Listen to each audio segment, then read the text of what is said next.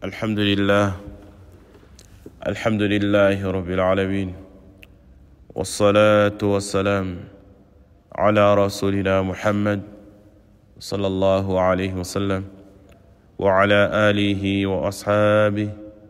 ومن تبعهم بالإحسان إلى يوم الدين أما بعد يوغشي سبحانه وتعالى نمكو فريزا إرواج محمد صلى الله عليه وسلم amahoro n'imigisha dukomeje isomo ryacu as-sahihu al-musnad min asbabi an-nuzul impamvu yo guhishurwa kwimwe mu mirongo ya Qur'an tugendeye kuri hadith as-sahih ndetse na hadith al-hasan ariko nanone dukurikije uruhererekane rw'ababandi bagiye bakira hadisi kugeza ku nwacu Muhammad sallallahu alayhi wasallam. Tukaba tugeze mu isomo rya 77. Uyu munsi turi butangire isura nshya, suratu al-a'raf. Iyi sura yiswe suratu al-a'raf bijyanye nuko iri jambo ryaje muri Qur'an ndetse no muri sura yitwa suratu al-a'raf muri aya ya 47. Al-a'raf icyo bishatse kuvuga nk'ukuntu Allah subhanahu wa ta'ala yavuze muri Qur'an wa bainahuma hijab wa 'ala al-a'rafi rijalun ya'rifuna kullam bisimahum wa nadaw ashabal jannah an salamun 'alaykum lam yadkhuluha wa hum yatma'un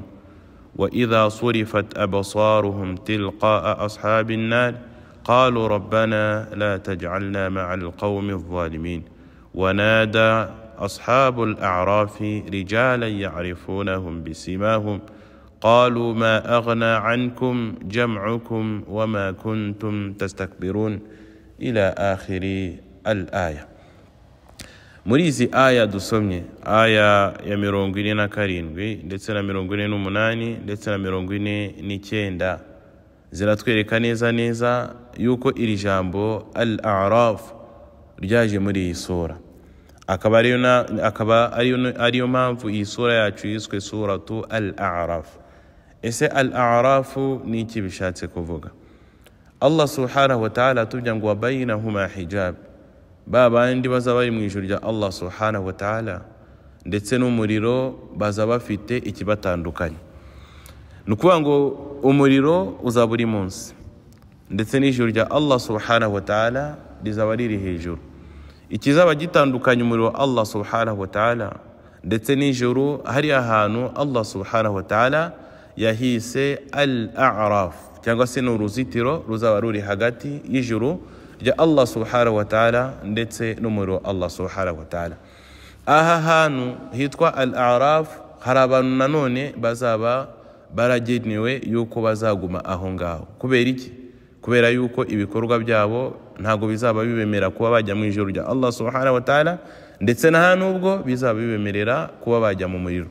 bazaba bari hagati no hagati. Bivuga ngo abandi bazajya mu ijuru rya Allah subhanahu wa ta'ala nuko ibikorwa byabo ku minzani bizaremera kurusha ibibi byabo, hanyuma Allah subhanahu wa ta'ala abingize mu ijuru. Ariko babandi ibikorwa byabo bibi nanone bizaremera kurusha ibyiza byabo bazajya mu muriro. Noneho babandi bazaba bari hagati no hagati, Allah subhanahu wa ta'ala yabageneye yuko bazaba abo ngaho ku ruzitiro cyangwa se ni nka clôture izaba itandukanya ijuru rya Allah subhanahu wa ta'ala ndetse n'umuriro. Ahantu niho Allah subhanahu wa ta'ala yise al-a'raf nk'ukuntu byaje muri iyi sura, aho Allah subhanahu wa ta'ala agira ati wa bainahuma hijab, hagati y'ijuru rya Allah subhanahu wa ta'ala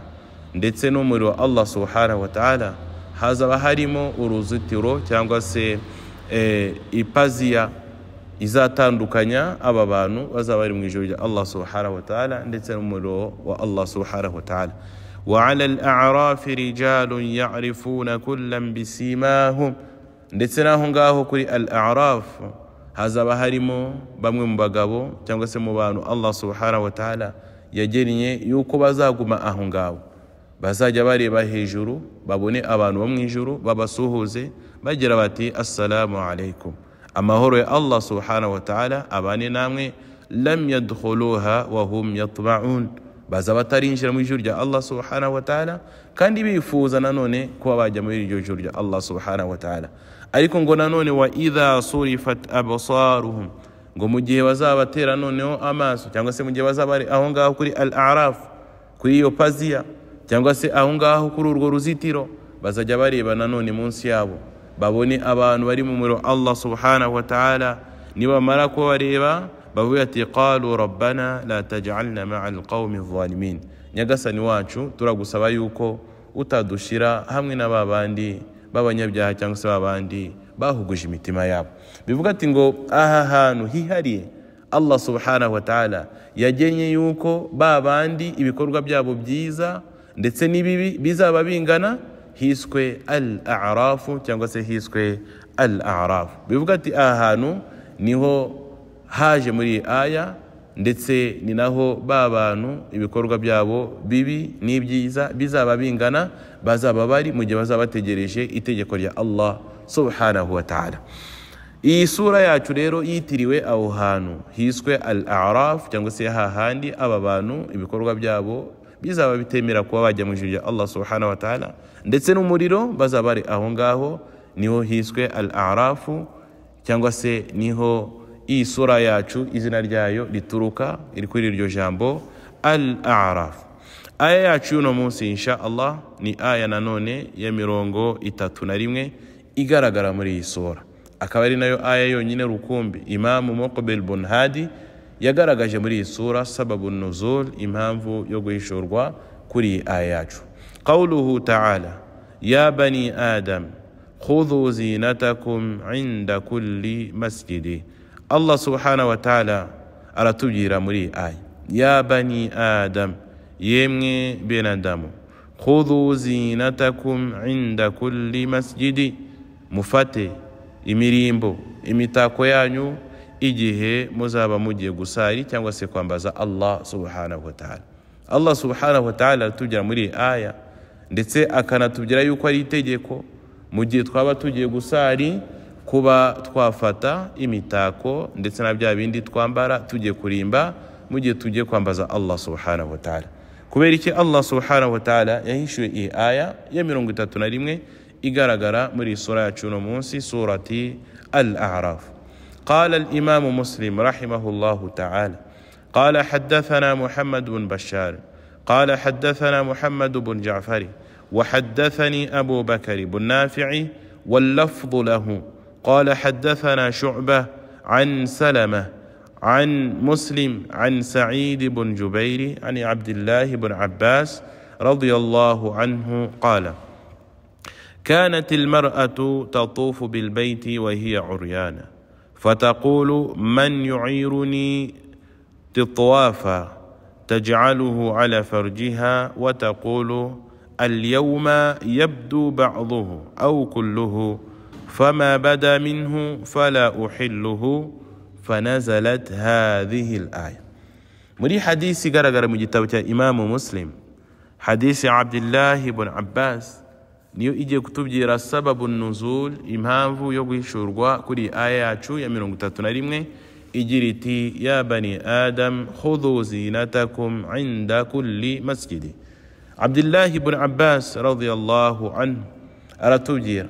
kanat almar'atu tatufu bilbayti wa hiya uryana, mu gihe cy'ubujiji mbere yuko Allah subhanahu wa ta'ala ahishura mtume Muhammad sallallahu alaihi wasallam Qur'an, abadamu iyo bifuzaga kuba bakora tawafu cyangwa se ku ngoro ya Allah subhanahu wa ta'ala al-Kaaba, kuba bayizenguruka bakora ibada zabo zo kubangikanya Allah subhanahu wa ta'ala, bajyaga bakora izi ibada bambaye ubusa nta mwambaro bambaye. Kubera iki? Kubera yuko abangaba bizeraga yuko imyambaro yabo babaga bambaye atari imyambaro myiza, ari imyambaro bavanye mu buryo bw'amahugu ndetse no guhuguza abandi. Hanyuma abaquraishi kiragiye bari bahagarariye abandi, bari bashinzwe al-Kaaba cyangwa se babaga kuri al-Kaaba, nuko bagennye imyambaro abantu bagomba kujya bambara.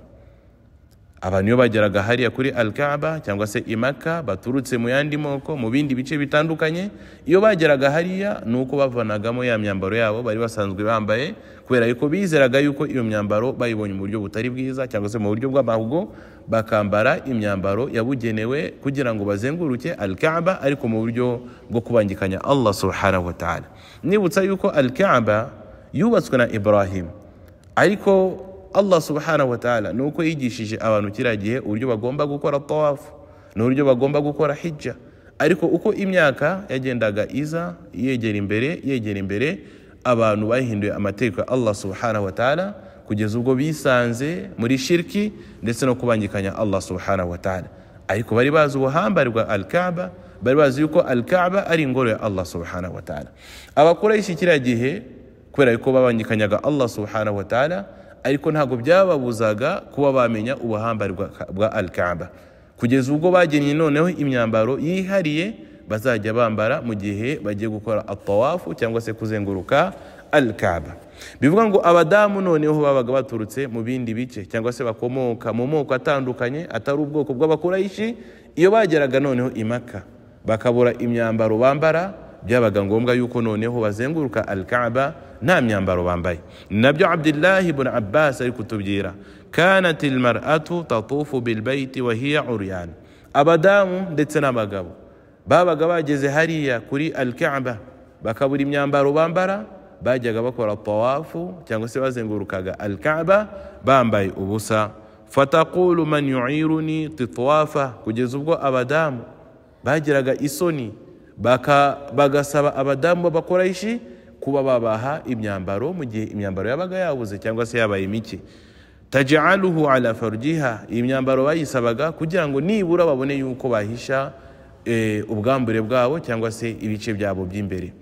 Hanyuma kugeza ubwo umudamu noneho iyo yabaga yabuze imyambaro cyangwa se bya bindi agomba guhisha ubwambure bwe, yahitaga agira ati al-yawma yabdu ba'duhu aw kulluhu, uyu munsi nta kabuza bimwe mu bice byanjye biri bugaragare cyangwa se umubiri wanjye wose uri bugaragare. Fama bada minhu fala uhilluhu, umudamu akavuga ati ariko nanone bya bice umwemera cyangwa se bya bice Allah subhanahu wa ta'ala cyangwa se mu mico yabo byabaga bibujijwe kuba byabonwa, akavuga ati fama bada minhu fala uhilluhu, ngo nubwo ibice byanjye cyangwa se umubiri wanjye uri bugaragare ariko ntabwo uziruwe kuri babandi batemere kuba bawubona, cyangwa se ntabwo byemewe kuba umugabo yanyegera nubwo nambaye ubusa cyangwa se nubwo ibice byanjye by'umubiri biri hanze. Ibi ngibi ni ibikorwa bajyaga bakora Allah subhanahu wa ta'ala atigeze abategeka, ariko bijyanye n'ubujiji ndetse n'ibihe babagamo bizeraga yuko mu gihe umuntu yakora tawafu cyangwa se yazenguruka Al-Kaaba yambaye ubusa ari byo byiza kurusha kuba yakwambara imyambaro yambaye cyangwa se yabonye mu buryo bw'amahugu. Allah subhanahu wa ta'ala igihe noneho yategekaga abemeramana kuba bakora amasengesho cyangwa se kuba bakwambaza Allah subhanahu wa ta'ala nyuma yo guhishurwa kwa Qur'ani ndetse no guhishurwa Mtume Muhammad sallallahu alaihi wasallam Qur'ani, Allah subhanahu wa ta'ala yahise yibutsa noneho abantu ahita yishura iyi aya igira iti ya bani adam, yemwe bene Adamu, khudhu zinatakum inda kulli masjidi, nimufate imitako yanyu, nimufate imyambaro yanyu yo kurimba mu gihe muzaba mugiye kwambaza Allah subhanahu wa ta'ala, ntimukabikore nk'ukuntu babandi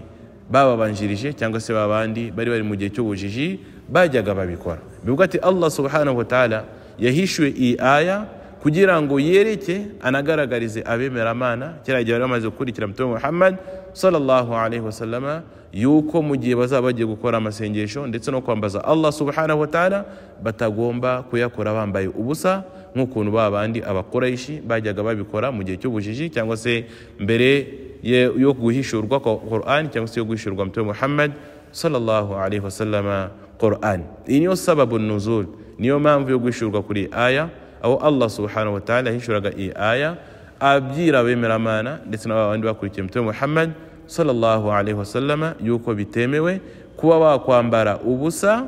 cyangwa se kuba bagaragaza imibiri yabo mu gihe baba bagiye gukora ibada ahubwo bajye bahitamo imyambaro myiza yo kurimba ndetse na yindi ibahesheje icyubahiro ariyo bagomba kujya bambara mu gihe bagiye kwambaza Allah subhanahu wa ta'ala.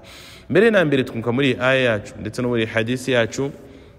yuko bitemewe kwa umwemeramana yakora amasengesho yambaye ubusa, ni haram, nta nubwo iswala yakirwa na Allah subhanahu wa ta'ala. Tukumva nanone yuko mu gihe umwemeramana yaba agiye gukora amasengesho cyangwa se ibada, ni byiza yuko yakwambara imyambaro myiza cyangwa se imyambaro yo kurimba cyangwa se imyambaro abona yuko yamuhesha agaciro imbere cyangwa se muri societe arimo cyangwa se hahandi atuye. Kwa ko Allah subhanahu wa ta'ala muri aya akoresheje khudhu zinatakum, azina icyo bishatse kuvuga ni nukurimba cyangwa se nuko umuntu yakwambara imyambaro myiza yo kurimba cyangwa se yindi umuntu yambara mu gihe afite ibirori cyangwa se afite ibikorwa agiye kujyamo nanone yubaha cyangwa se yumva yuko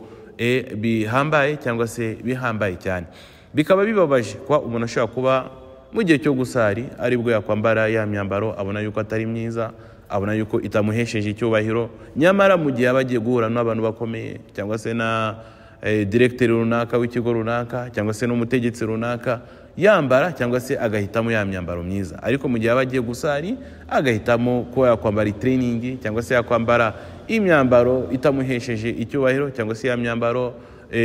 aryama yambaye, akabona yuko ari yo myambaro yo gukora iswala cyangwa se agomba kwambara mu gihe agiye gukora iswala. Ariko kuri wa wundi utinya Allah subhanahu wa ta'ala, wasobanukiwe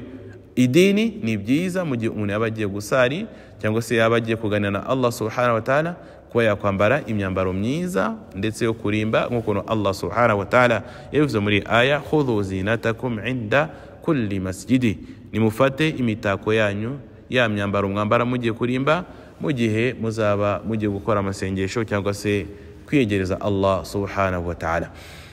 Iyi hadisi yacu akaba ari hadisi as-sahihi itubwira sababu nuzul, impamvu yo guhishurwa kuri aya yacu no munsi, aya ya 31. Reka tugarukire ahangaha. Allah subhanahu wa ta'ala nadushoboza tuzakomeza mu yandi masomo nanone turebe hamwe impamvu yo guhishurwa kuri imwe mirongo yaje muri Qur'an. Wabillahi at-tawfiq. Assalamu alaikum wa rahmatullahi wa barakatuh.